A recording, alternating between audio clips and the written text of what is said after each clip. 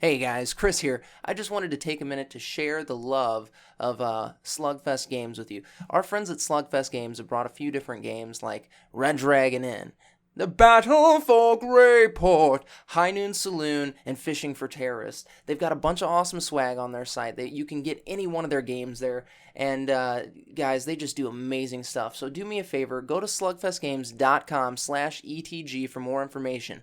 Again, that's slugfestgames.com/ETG. Stay geeky. One time, not too long ago, in a galaxy not too far away, they had chocolate milk? there were two mighty chosen ones. Is this us? And they were here to say... Thank you for tuning in to Entertain the Geeky with Rodger and Chris. Well, that wasn't it, but whether you're a guy in a cape or a rogue who's sneaky, join Rodger and Chris as we... Entertain the Geeky. I was so confused there. I know. I didn't know what was going on. I know. I was there. Were you? Like I was looking at my phone, looking up stuff to talk about, and I look over and you're looking at me with those eyes. Those baby blues. They're not baby blues. They're kind of steely blue. They are kind of steely blue eyes. What up, Chris? Rodger, how are you? Man, I'm fantastic. Good. Guys, what's going on? Yeah, we prepared. Dude, so more X-Men movies were announced. Yeah. Did you see the new thing about New Mutants though? It's going to be a horror movie. It's not going to have a supervillain. It's not going to be a superhero team fighting a supervillain. It's going to be a straight up horror movie. Well, I was talking to my uncle the other night about Logan, and I'm like, it wasn't like watching a superhero movie. I still haven't seen Logan. I'll send you home with it tonight. But it's not a superhero movie. Okay. It's like this drama, and there's some action in it. It's really good though. Well, I think we're getting to the point now where like you still have, I'm going to use the quotations, the Marvel formula. Yeah. But we're seeing films that are superhero genre movies with superhero characters kind of going away from the Marvel formula. Yeah. And like Doctor Strange is a perfect example of that. While it was still Marvel formulaic, the solution was not beating the crap out of Dormammu. It was using his intelligence. It was Doctor Stranging. Yeah, so I think I'm really excited to see that. I'm really excited to see where the superhero genre goes from here. And if you're talking about making a horror movie with mutants, that'd be so fun. I'm in. Fuck it, I'm in. Let's do it. Like, push that R boundary, because that's what Fox is doing now. Fox is like, hey, Deadpool made so much money because it was R, not realizing it's because it was good, that they're pushing that R hard now. Well, I mean, Hugh Jackman pushed for the R rating on Wolverine. He's like, the movie's not going to make as much money this way. He's like, but I want the best movie. Yeah. So, there's that. Yeah. And it's a good thing. Well, so, like, here's the thing. So, it leads more to this, though, also. Oh, no. No. I just looked at my phone and got some really sad news. What? The man who originally played Godzilla, Hiro Nakajima, has passed away. Yeah, that was earlier in the week. How did I miss that? I don't know. Should we observe a moment of silence? A moment of silence for the fallen G-Man. All right, that's all I got for a guy that ran around in a rubber suit. I mean, wow, that hurts me. Like, what I was going to talk about was Hellboy and like this remake of Hellboy. Now that we've got, Mila Jovovich signed on to actually play the bad guy, you've got more casting. Ian McShane is casted as the professor. Do we know who's playing Hellboy yet? Yeah. Who? It's the sheriff from Stranger Things. Is it? Yeah. Fuck, he's going to be good. Yeah. How did you not know that? I just found out Godzilla died. We've talked about him. No, you and Jason have talked about him. We have not. I could have swore we did. No, but I'm excited for that. I'm getting more excited for this reboot of Hellboy than I would be if Hellboy 3 actually happened at this point. I think it's supposed to be an R, too. Yeah. Well, that's the thing, is they're pushing for an R. I'm excited for it. I'm excited to see movies be movies. Like Blade Runner 2049 got hit with the R rating. Good. I mean, Jared Leto's in it. I'm stoked. Well, to be fair, time out. So this is more my old man mannerisms coming out, my being an old man type thing. Yeah. PG-13 is just a pussy now. It is. Okay, the reason we had PG-13 was because Indiana Jones and the Temple of Doom. You used to have nudity. R-rated movies today would be rated PG-13 back in the 80s. Yeah. So being stuck with an R rating just means, hey, we're showing more blood. For crying out loud, the Avengers almost got rated R. Remember Airplane? Because that's a PG movie. Jaws is a PG movie. It was rated PG. Airplane, you see boobs. Yes, and you saw boobs in PG-13 movies. You saw boobs in Titanic, and that wasn't rated R. Yeah, it was. No, we've had this conversation, and you were proven wrong. I could have swore that had an R rating at theaters. No, it did not. Look, we've done this on the show again. Titanic rating. Titanic rating. PG-13. Interesting. Why was it PG-13, you ask? For drama, disaster, nudity, language, and violence. Things have changed a lot. Yeah, well, that was in 1997. So, yeah. I mean, think about it. Yes, when Jaws came out, there was no PG-13. But that got a PG rating. A man literally gets bitten in half and dragged into the ocean. Would you let your kids watch that movie? My kids have watched that movie. I'm saying if you were like a normal parent. Yeah. Yeah. I don't let my kids watch Deadpool. I won't let them watch Logan. Why? Where's the line drawn? Oh, well, pegging is generally where I draw. So pegging is the... There's sexual content that I don't want my kids to be exposed to. Was there pegging in Logan? No. You do see boobs in Logan. I don't want my kids to see nudity and stuff like that. So nudity is not okay, but a man getting bitten in half by a shark is? It's make-believe, Rodger. The nudity is real. Hey, man, I'm just busting your chops. No, if there are too many F-bombs, I really don't want them to watch a movie. Well, that's fair. I don't know. I get, your kids are so little. But I get the, when a kid... I was raised in a house where it was, as long as you don't fuck with me when I'm trying to sleep, watch whatever you want. Porn excluded. I was watching R-rated movies. I was watching Child's Play, Nightmare on Elm Street growing up. Was I. The Exorcist, Good Will Hunting, Shawshank Redemption. So I've kind of sheltered my kids from the horror genre a little bit. Yeah? And it's mostly because I don't feel like it's super good for them to be scaring the shit out of themselves. I get that. I was just always drawn to horror movies as a kid. Like, Nightmare on Elm Street just fascinated me and stuff like that. Nightmare on Elm Street's a fun flick. It is. And yeah, I don't think that, 5-year-olds should be watching it. But it's not bad. If Christopher was like 10... Yeah. Oh, yeah. I would show You know what I mean? Yeah, no. I think once you hit the double digits in age, you kind of open up everything, things change up a little bit. It's just there's a level of innocence that I want my children to maintain. Yeah, how are you going to handle it when they find out Santa? The whole thing about Santa. What about Santa? Kids, if you're listening, go away. Santa not being, alive? Yeah, alive. Yeah, I don't know. Like, I remember how I found out. I was like 13, so I was a little bit older, I guess. That's pretty old. Yeah, and my mom and dad had just gotten divorced, and I had to help mom bring out the Christmas presents. Oh, God. And that's how I found out that Santa wasn't real. When I found out, I was about 9 years old, and Santa came and fucking brought me shitty presents and brought my cousin some good presents. Stupid Santa. And I was like, what the fuck?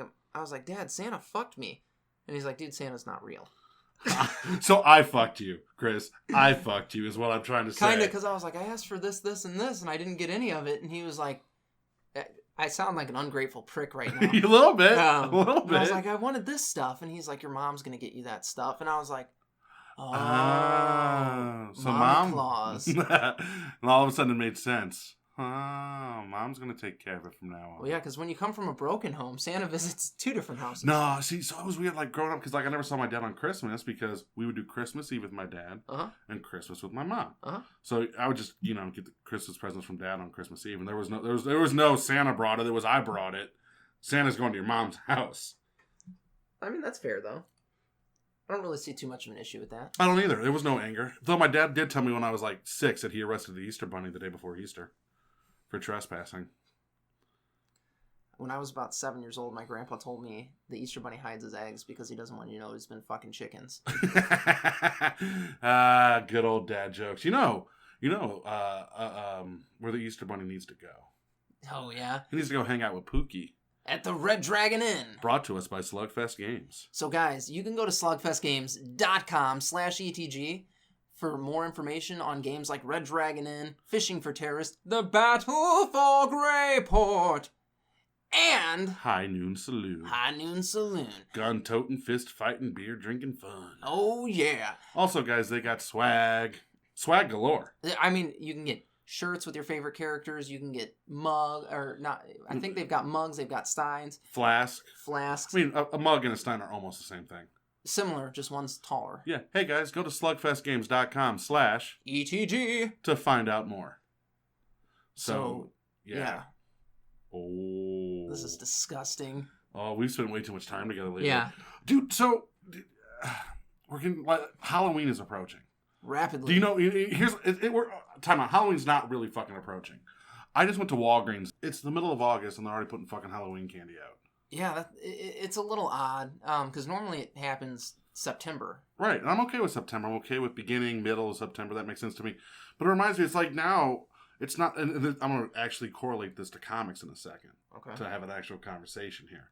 It's no longer the actual event that matters. It seems to be more about the build up to the event. Yeah. So now we're building up to Halloween in fucking beginning of August. By the time it comes around, we're just burnt out on it. And if you notice, comics are starting to do the same fucking thing with their summer crossovers. Yeah. Remember, it used to be 2 issues, the preview issue, and then like the big event. Now it's the lead up to, and you spend 6 months. So half a year leading up to this 3-month event. Yeah. So now you have 9 months of comics just to tell one fucking story that they wash away 2 months after it happens. Yeah. Fucking comics. I don't like the when it's the beginning of July and they're already putting up back to school signage in stores. Yeah. I'm like, dude, the kids just got out of school like a month ago. Well, yeah, but I'm ready for them to go back after 2 weeks. Oh, shut up. But no, I'm just like, why would you do that to these kids? Because they walk into Target and you know, or Walmart or whatever, and they see that and they're like, fuck. Yeah. Fuck. Yeah. And it's not even close. Whatever. Good. Yeah, destroy them young. Destroy them young. You know, there are some countries in this world where they go to school year-round. Actually, there's schools here that used to do that. They don't do it anymore because it destroys childhoods. But you go 4 weeks That's on. That's all bullshit anyway. 4 weeks on, 1 week off. The only reason we have a summer break is so kids could go farm in the farmlands. Good. No, that's really what it was for. It was, hey, harvest time. Fucking, we need kids to fucking pull the corn out. We need kids to pull their weight in this family. No, that's what it was. Like, honestly, fucking, I would feel it would be a lot better because it would take maybe 3 or 4 years for kids to get used to it. But if you have kids that start in kindergarten, going year round, and just that's just the way it is. It would be a lot better for everybody, I think. A lot easier to manage time-wise because you would know what's coming up as opposed to I've got 3 months of shit to deal with now. Fuck that. That sucks. I'd rather do 3 months of shit. What, then 4 weeks on, 1 week off? Yeah. 4 weeks on, 1 week off? Yeah. I don't know. Makes planning family vacations a hell of a lot easier. It's easy now. All right, so we're going to go on a vacation in June because that's when the kids are out of school. Everyone else is too. So what?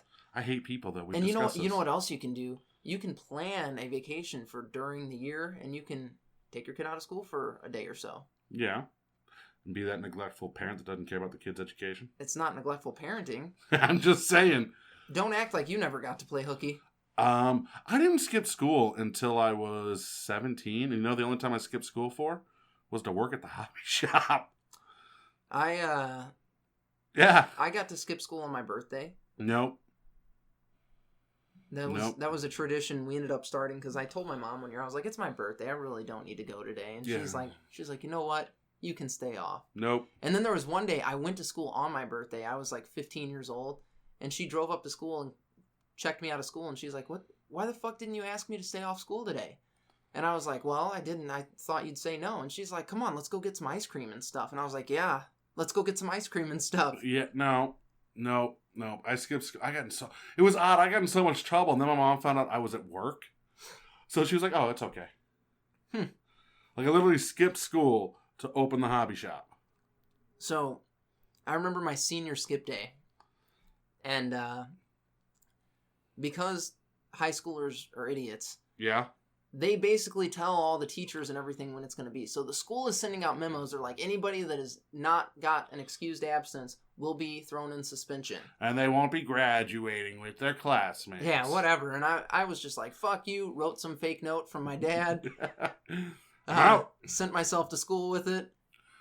I left school when 9/11 happened. I didn't go to school that day. Yeah, I was in school. It's the day before my birthday. I was in school, and I actually left, and I went and hung out with my grandma that day. That was like the only 2 times I really skipped school. I stayed home sick that day, and I was eating cereal, and my mom was in the living room, and she was like, "Christopher, get in here! The most important event of your life is happening right now." And I was like, "What?" And was it after the second plane hit? No, it was after the first one hit. The building smoldering, and then we saw the second one hit. Yeah. I remember in school, I was like going, man, who the fuck would hit the World Trade Center? Like, we thought it was a little prop plane, because we didn't see the TV. Yeah. And we turned it on, we saw the building, and like the bell rang as the second plane hit, and we're like, well, shit. So I literally got up, went to my first class, called my mom, and said, hey, get me out of here. I'm going home. Messed you up? No, so Rittner went on a complete information lockdown. Like, they're like, just go back, treat the day like it's normal, which makes sense for a school to do. Be like, hey, keep the kids occupied, let the parents handle this conversation. This is something X, Y, Z. I get this. Yeah. But truth be fucking told, I was in debate, and like I knew all about like politics and world events. I was like, I want to know what the fuck is happening right now. So I left school, grabbed McDonald's, and went and sat at my grandma's the rest of the day. Interesting. So I wanted to know. Got there right as the first building fell. Wow. Yeah, it was the first building. So yeah, no, fuck that. I wanted to be there. I hated the fact that we were on information lockdown. No, I can't believe, because that's when kids need information. Because having that information would have made me feel safer if I were in school. I mean, but keep in mind, they didn't know. Okay, we're going back to that day. Fuck, I didn't want to go there ever again. But, like, think about it, that day, like, nobody knew what was happening. They just knew that 2 towers were hit. The Pentagon just got hit. There's another plane. No one knew what the fuck was happening. So what information are they going to give the kids? Here, let's watch America get destroyed. You're, 13, 14, 15 years old. You don't, that's something that while you grasp your world is changing, what the fuck is a teacher going to tell you? I mean, here, America wasn't getting destroyed. Like, somebody attempted to and failed. Because that's what America is. America's resilient. Yeah, you know what? And all these things. It led to Tony Stark and I totally blanked on Captain America. Steve Rogers duking it out. Civil War. That did not lead to Civil War. Sure it did. It did lead to villains helping to clean up after the towers. No, after the tower. I'm talking like years after. Like, you can tell, like Tony Stark used, hey, we got to do these things, because events like this. And it was a big thing. Civil War was a big thing in the MCU. I know. It was a lot bigger in the comics than it was in the movie. Oh, yeah. I think, honestly, as good as the Civil War movie is, I think they missed it. I hated the shitty villain. Yeah. I'm pulling all the strings so you guys get angry at each other. I was like, whatever. But, like, reading the comics, like, Civil War was, like, this defining moment that like, hit, like, the MCU fucking on its head. And in the movie, it was, like, wrapped up in 2.5 hours. Tony Stark and Steve Rogers was like, hey, we're done. We're breaking up. The bromance is over. The band is done. Until the Infinity Gauntlet shows up.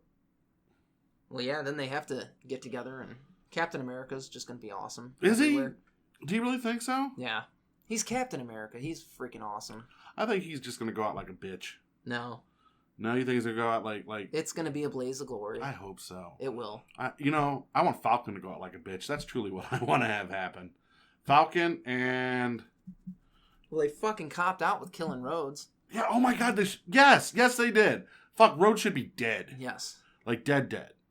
Because at the end of the day, all Civil War was about was, you shot a missile at my friend. Did you see the meme where it was a picture of Rhodes laying on the ground after he fell, and then a picture of Spider-Man, and it said, why did Spider-Man have a parachute and Rhodes didn't? Yeah.